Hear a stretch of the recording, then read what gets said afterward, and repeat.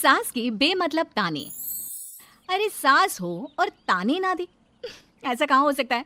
लेकिन क्या हो जब सास जरूरत से ज्यादा ही ताने देने लगे तो। सुन बहू, आज घर में कुछ खास मेहमान आने वाले हैं, तो लंच पर ये सब बना देना। ये पकड़ लिस्ट, और कुछ भी कम ज्यादा नहीं होना चाहिए। वैसे तेरे बारे में जानती हूँ मैं, मेरे टाइम पर तो हमें बताने वाला भी कोई नहीं था।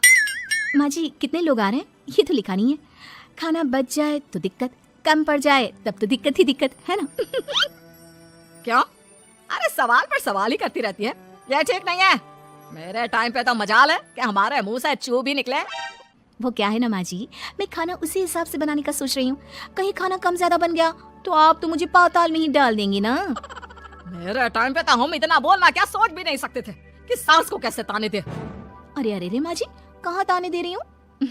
पर माँ जी इतना सारा खाना मैं अकेले कैसे बनाऊंगी। कोई हेल्प, कोई हेल्प। कितनी बड़ी बात बोल गई बहू। कोई हेल्प ना जी ना, वो भी सास। सास तो सिर्फ ताने देती है, ताने। हेल्प? हमारे टाइम में सास को ये शब्द बोल दो तो भूचाल आ जाता था। बाकी मैं तो अपने सास की लाडली बन गई थी, पर तू तो बहू की बहू ही रहेगी। क्यों नहीं बना पाएगी? अरे अभी तो बनाना शुरू किया नहीं और पहले ही सोच लिया नहीं बना पाऊंगी। आजकल की तुम जैसी बहुओं के ये बहाने होते हैं कि कैसे नहीं बन पाएगा। अरे मैंने भी अपने टाइम पे बनाया था, अरे बल्कि इससे भी ज्यादा खाना बनाया था, तो तुझसे क्यों नहीं होगा? हैं? सब होगा जा। माँ जी मैं बना तो लूंगी, मैं बस इतना बोल रही हूँ कि अगर आप थोड़ी मेरी मदद कर देती तो। अरे अरे अरे, शर्म नहीं आती तुम्हें अपनी सास से मदद मांगते हुए? हमने अपने टाइम पर कभी अपनी सास से ऐसा नहीं बोला। सच में आजकल की लड़कियां तो बहुत ही छुई मुई सी होती हैं। जरा सा काम देखा नहीं कि बस पहले मदद मांगने दौड़ने लगती है। अरे अब ये सब बहाने नहीं चलेंगे। हाँ, जा जाकर खाना बना। हमारे टाइम पर हम ये करते थे, हमारे टाइम पर हम वो करते थे। हाय रे ताने।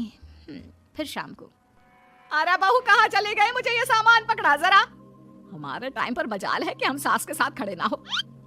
हाय रे क्या करूं, बस कोमल तैयार हो जा ताने खाने के लिए।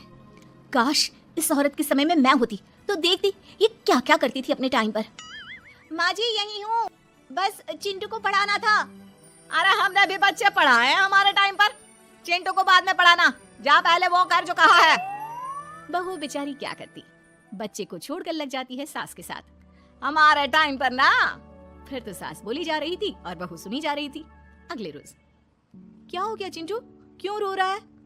माँ कल कितना कहा था आपसे कि पढ़ा दो, लेकिन आपको तो मेरी पढ़ाई की कोई वैल्यू ही नहीं है। देखिए कितने कम नंबर आए। अरे कोई बात नहीं बेटा, फेल तो नहीं है ना। वाह बहू वाह, मेरे टाइम पर तो हमारे बच्चे के कम नंबर फेल ही कहलाते थे। ना पढ़ाती हो ना घर का काम करती हो। हमारे टाइम पर तो। सास की इस बात पर इस बार बहू का पारा हाई हो जाता है। वो सोच लेती है कि अब तो वो पति से बात करके ही रहेगी। अगले दिन। माँ जी सारी सफाई हो गई, मेरी कमर टूट रही है, मैं जरा सोने जा रही हूँ। सोना? अरे हमारे टाइम पर तो हम ये जानते भी नहीं थे कि आराम क्या होता है। पागल हो गई है क्या? रख अभी। देख उस कोने में देख, मुझे कितनी धूल दिख रही है। और वो बिस्तर के नीचे तो देख कितना काला पड़ा है। और पर्दों के पीछे खिड़की पर देख जाले लगे हुए हैं, वो कौन साफ करेगा? ऐसी सफाई होती है क्या? जा फिर से कर। मैं तो घर में एक दिन का गंदगी नहीं आने देती थी, लेकिन जब से तू आई है घर की हालत ही खस्ता कर दी है। अरे माँ तो तू कहाँ गई? तू भी तो यही है। वैसे माँ मैंने कभी तुझे सफाई करते नहीं देखा। जब से ये आई है न जाने आप में कौन सा सफाई का कीड़ा चला गया है। हाय रे, हमारे टाइम पर तो पति कभी बीवी की तरफ से बोल दे तो समझो घर का बंटवारा, और यह घर तो मेरे ही नाम से है। तो बेटा निकल ले बीवी को लेकर।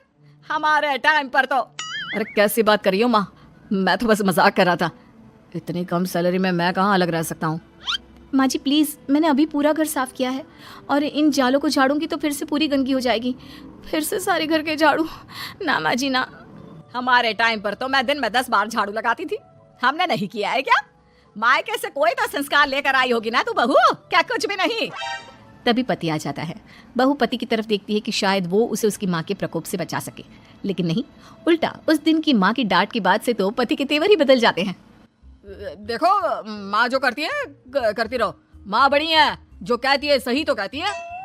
बस पति का ये कहना और बहू का पारा 7वें आसमान में। एक इनके भरोसे मैं सब सह रही थी, लेकिन आज तो इन्होंने मेरा ही साथ छोड़ दिया माँ के लिए। अब तो इन लोगों को सबक सिखाना ही होगा। फिर एक दिन, बहू ये कौन है और तुम्हारे साथ क्या कर रहा है? और ये हाथ, अरे हाथ छोड़ मेरी बहू का। कौन हो तुम? माँ जी वो कोई नहीं माँ जी, माफ कर दीजिए। बहू घबराने का नाटक करती है। अरे क्यों डर रही हो तुम? मैं हूं ना तुम्हारे साथ। आंटी जी, मैं इसका बॉयफ्रेंड हूँ और मैं इससे मिलना आया हूँ। कोई समस्या? बोलिए। बोलेंगी क्या? यही कि इनके टाइम पर तो इन्होंने न जाने कितने ही बॉयफ्रेंड बना बनाकर छोड़ दिए हैं। क्यों माँ जी, यही कहने जा रही थी ना आप? अब क्या था, सास की बोलती बात। कैसे कहे कि उनके टाइम पर बहू ये सब ठीक नहीं है। मेरे टाइम पर। हाँ हाँ आंटी जी, क्या आपके टाइम पर क्या? जरा हमें भी बताइए ना। अरे हमारे टाइम पर बॉयफ्रेंड कुछ नहीं होता था। सास की आंखों की शर्म होती थी। अरे पति के अलावा किसी और से बात भी नहीं करते थे हम लोग। ये क्या चल रहा है बहू? चल क्या रहा है आंटी? ये तो परेशान है आपके घर में आकर। आप हर बात पर इसे सुनाती रहती है, ताने माने। अब इससे बर्दाश्त नहीं होते तो मैंने सोचा क्यों ना मैं इसे अपने ही घर ले जाऊं, कम से कम आराम से तो रहेगी।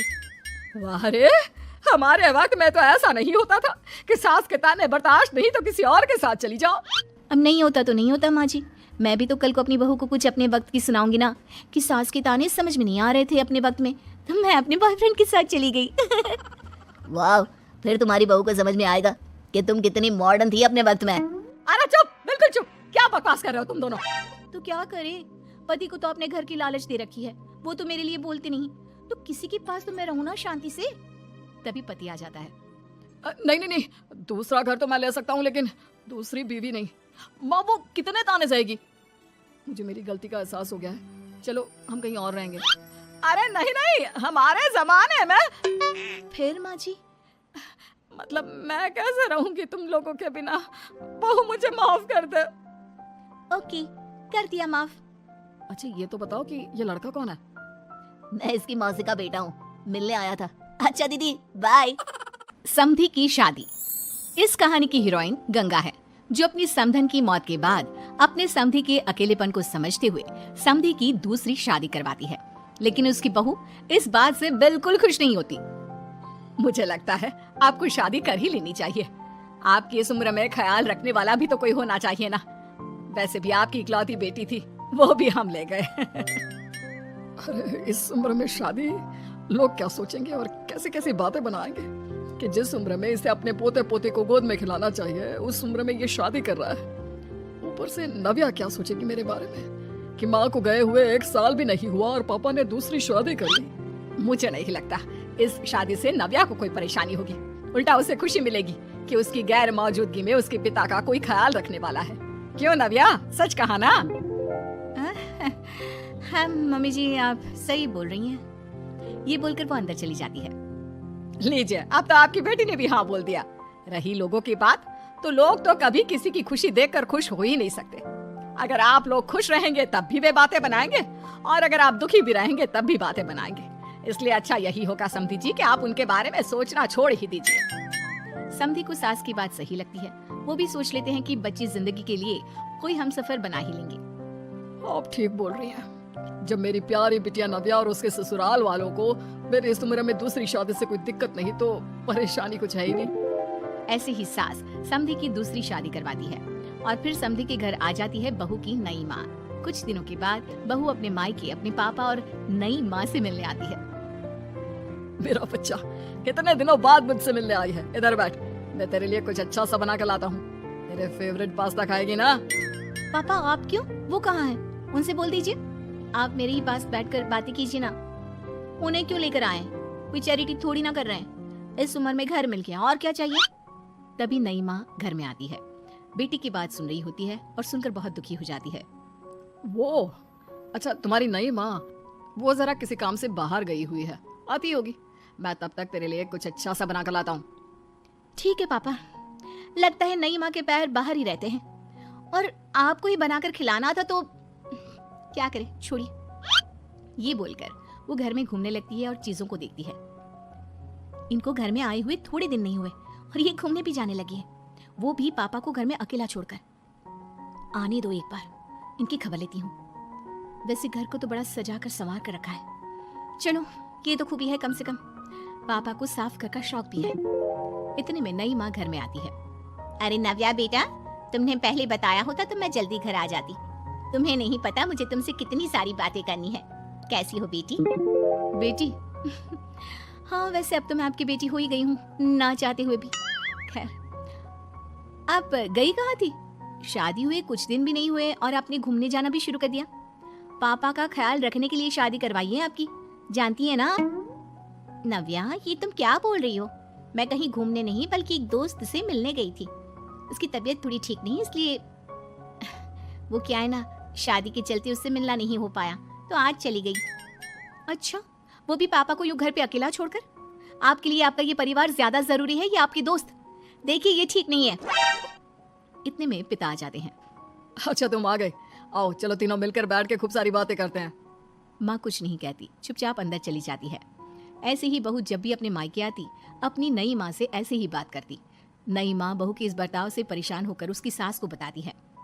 देखिए माना, वो बेटी है लेकिन मैंने भी शादी की है। वो बेटी कम, सास सा व्यवहार ज्यादा करती है। अब छोटी है तो कुछ कहना ठीक नहीं लगता। बाकी शादी का रिश्ता लेकर तो आप आई थी, इसलिए आपको बता रही हूँ। मैं शादी करके बहुत पछता रही हूँ। अरे परेशान ना हो, मैं बहू से बात करती हूँ।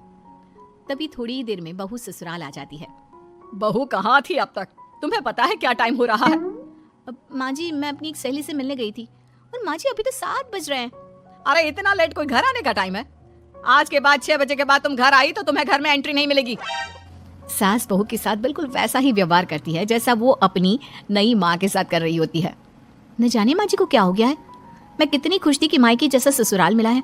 सासू माँ इतनी अच्छी थी। फिर अगले रोज, बहू मेरे बेटे को पौष्टिक खाना दिया कर। क्या ये पास्ता पिज्जा बनाती रहती है? इसलिए शादी नहीं करवाई थी मैंने अपने बेटे की। ठीक है माँ, मैं बना दिया करूंगी ऐसा खाना। लेकिन माँ जी आपको हुआ क्या है? पहले तो कभी आपने ऐसा नहीं किया, तो ये अचानक से मुझसे कोई गलती हो गई है क्या माँ? क्यों ऐसे नहीं बोल सकती? समझ ले ये तेरी सास का हुक्म है। ऐसे ही सास बहू को अपने सास वाले तेवर दिखाकर कभी डांटती तो कभी ताने मारती, पर बहू बेचारी बिल्कुल समझ नहीं पाती। एक दिन, बहू ये क्या बेफिजूल खर्चा करती रहती है? परसों ही तुमने अपने लिए एक साड़ी ली थी और आज फिर से? तुम्हें क्या लगता है पैसे क्या पेड़ पर होते हैं कि जब मन करा तोड़कर सामान ले लिया करा? हैं? वो माँ जी बहुत अच्छी लगी तो ले आई। अच्छी लगी तो ले आई। यहाँ मेरा बेटा अपना खून पसीना एक करके पैसा कमा रहा है और तुम उसी पैसे को बर्बाद करने में कोई कसर नहीं छोड़ती। माँ जी आप मुझे ऐसा क्यों बोल रही है? मैं आज के बाद कभी शॉपिंग पर नहीं जाऊंगी, लेकिन प्लीज आप मुझसे ऐसा बर्ताव मत कीजिए। इससे पहले कभी आपने मुझे छोटी छोटी चीजों के लिए नहीं डांटा। ये अचानक ऐसा क्यों? मुझे बिल्कुल अच्छा नहीं लग रहा। देख बहू, मैंने तेरे साथ जब टिपिकल सास जैसा बर्ताव किया तो तुझे इतना बुरा लगा। सोच तेरी नई माँ को कैसा लगता होगा जब तू उनके साथ हमेशा ऐसा बर्ताव करती है। तो माँ जी आपने इतना सब कुछ बस इसलिए किया? आप मुझसे नाराज नहीं हो, गुस्सा नहीं हो? नहीं बहू, मैं तुझसे गुस्सा क्यों होंगी? मैं तो तुझे बस इतना समझाना चाहती हूँ कि अपनी नई माँ से सास जैसा बर्ताव करना बंद कर दे। उनको बिल्कुल अच्छा नहीं लगता। वो तेरे पास आना चाहती है, तुझे समझना चाहती है, वो सच में तेरी माँ बनना चाहती है। तो उनके साथ सास जैसा बर्ताव बंद कर और एक अच्छी बेटी बन। अब बहू को सास की बात समझ में आती है और वो बहू जैसा बर्ताव करती है।